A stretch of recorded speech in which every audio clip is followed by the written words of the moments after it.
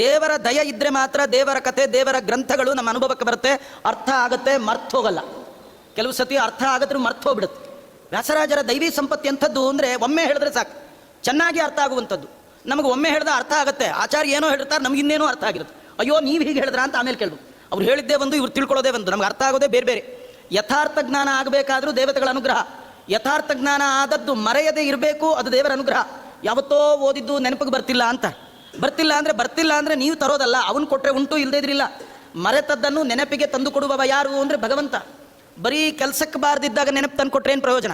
ಪ್ರಸಂಗದಲ್ಲಿ ನೆನಪಿಗೆ ಬರಬೇಕು. ಪ್ರವಚನ ಮಾಡೋ ಕಾಲಕ್ಕೆ ನಿಮಗೆ ಶ್ಲೋಕಗಳು ಪದ್ಯಗಳು ನೆನಪು ಬರದೆ, ಎಲ್ಲೋ ಮನೇಲಿ ಕೂತಾಗ ಶ್ಲೋಕಗಳು ನೆನಪು ಬಂದರೆ ಏನು ಪ್ರಯೋಜನ? ಅಯ್ಯೋ ಅಲ್ಲಿ ಎಷ್ಟು ಹೇಳಬೇಕು ನೆನಪೇ ಬರಲಿಲ್ಲ, ಈಗ ಬರ್ತಾ ಇದೆ, ಏನು ಮಾಡ್ಬೇಕು ತೊಗೊಂಡು? ಅದು ಪ್ರಯೋಜನ ಇಲ್ಲ. ಮತ್ತು ಪುರಾಣ ಹೇಳೋ ಕಾಲಕ್ಕೆ ನೆನಪು ಬಂದರೆ ಕಾಲ ಅಂದರೆ ಅಂತ್ಯಕಾಲ, ಸಾಯೋ ಕಾಲಕ್ಕೆ ನಾವು ಕಲ್ತದ್ರದೆಲ್ಲ ಸಾಧನೆಯ ಜಿಷ್ಟು ಭಗವಂತನ ನಾಮ ಸಂಕೀರ್ತನೆ ಅದು ಬರಬೇಕಲ್ಲ.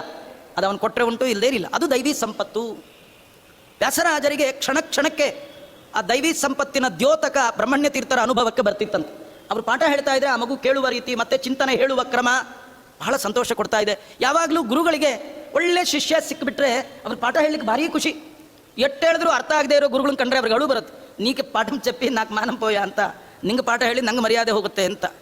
ಆದ್ದರಿಂದ ಬ್ರಹ್ಮಣ್ಯ ತೀರ್ಥರಂಥ ಮಹಾನುಭಾವರಿಗೆ, ವ್ಯಾಸರಾಜರಂಥ ಮಹಾನುಭಾವರು ಶಿಷ್ಯರಾಗಿ ಬಂದಾಗ ಅವರು ಅಂದ್ಕೊಂಡ್ರಂತೆ ನಾವು ಏನೆಲ್ಲ ಮಾಡಬೇಕು ಅಂದ್ಕೊಂಡಿದ್ದೇವೆ ಇವರು ಅದನ್ನು ಸಾಧಿಸ್ತಾರೆ ಅಂಥೇಳಿ ಭಗವಂತ ಘನತೆಗೆ ತಕ್ಕ ಹಾಗೆ ಈ ದೊಡ್ಡ ವೇದಾಂತ ಸಾಮ್ರಾಜ್ಯವನ್ನು ಮುನ್ನಡೆಸಬಲ್ಲಂತಹ ಒಳ್ಳೆ ಉತ್ತಮ ಉತ್ತರಾಧಿಕಾರಿ ಕೊಟ್ಟಿದ್ದಾನೆ ಅಂತ ಬ್ರಹ್ಮಣ್ಯ ತೀರ್ಥರು ಮತ್ತೊಂದು ತುಳಸಿಯನ್ನು ಹಾಕ್ತಿದ್ರು.